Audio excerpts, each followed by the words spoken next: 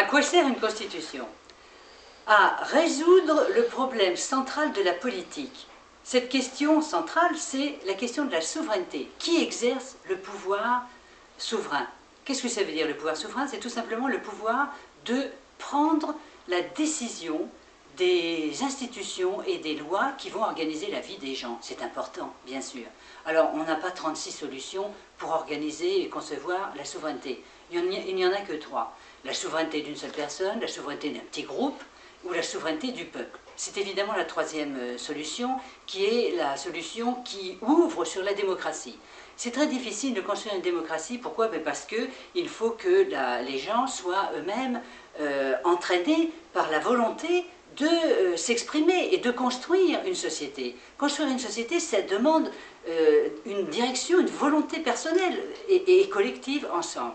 Et comment organiser cela? C'est précisément l'objet des institutions politiques, l'objet central d'une constitution. Notre constitution actuelle n'autorise pas le peuple, bien qu'il y ait ce principe énoncé dans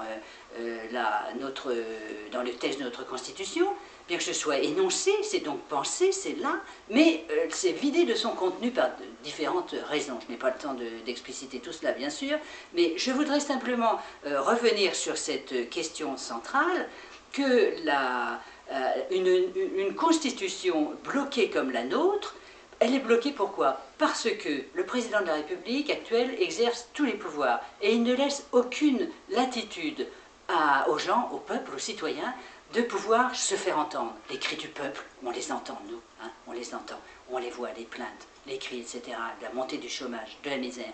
Et ils ne peuvent pas se faire entendre politiquement. Et c'est absolument indispensable qu'on y parvienne.